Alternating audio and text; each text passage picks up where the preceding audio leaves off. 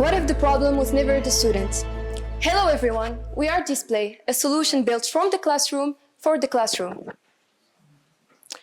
Being disabled doesn't mean being incapable, it just means living in a world that was never designed for you. We build ramps for wheelchairs, we add subtitles to videos, but when it comes to education, when it comes to the classroom, we still hand students with learning difficulties a world that was never designed for them, and we expect them to figure it out on their own. This isn't a niche issue. Learning disorders affect a much larger portion of students than most people realize. In France alone, 8.6 million students are enrolled for middle school to higher education at a conservative 6% prevalence rate. That's 516,000 students sitting in classrooms every single day without the tools they need to learn like everyone else. We had the opportunity to speak directly to those affected.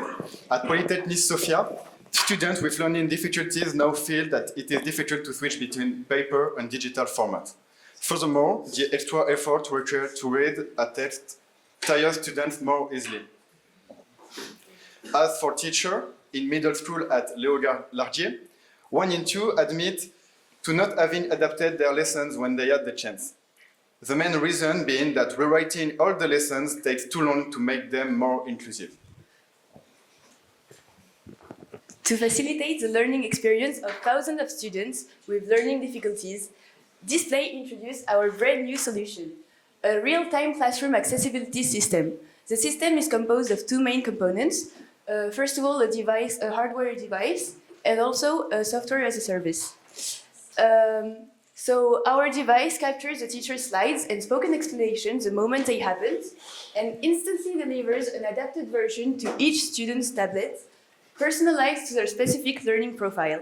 Our goal is to provide each student with clear, accessible lessons adapted to the learning difficulties, whether it is dyslexia, dyspraxia, dysphagia, ADHD, and also light form of autism.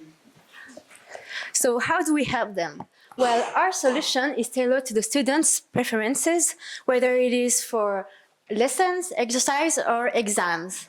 So how does it work? For example, for numeric content, we adapt the layout, like for example, the color, the sizes, the spaces between letters or lines. And we also adapt the content with AI by, for example, rephrasing it without complicated words or structure with bullet points. And this will help people with dyslexia, ADHD, or autism to help them to focus on the important things.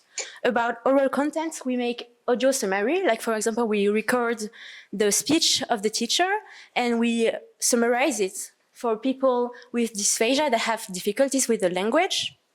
And about paper content, students will be able to take a picture of the whiteboard or of a paper and have it in numeric content.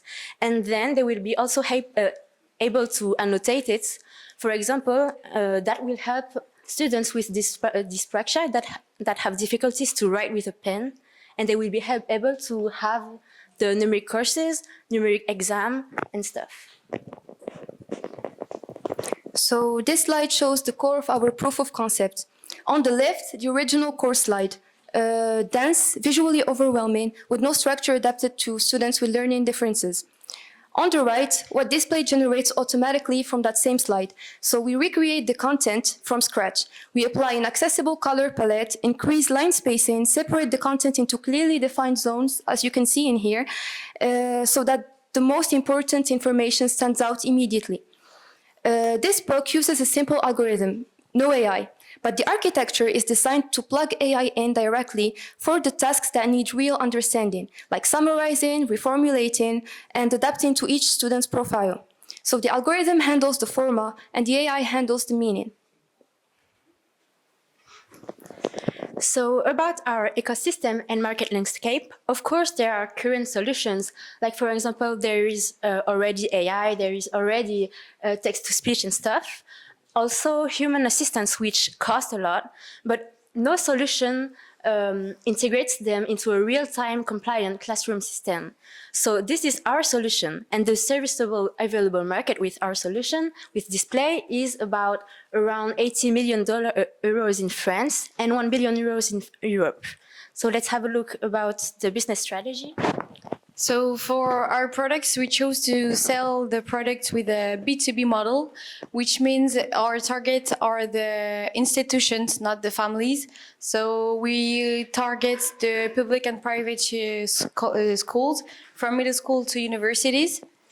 And here's how it's gonna work. So the device is gonna be sold only once for 20 euros, and then we will operate the software, with a renewable license that costs 13 euros per student and per month. So our unit margin will be of 3.75 euros, and the break even will be reached at 582 students. This is about 20 schools. And I think we think that that will be achievable within the first years of commercialization.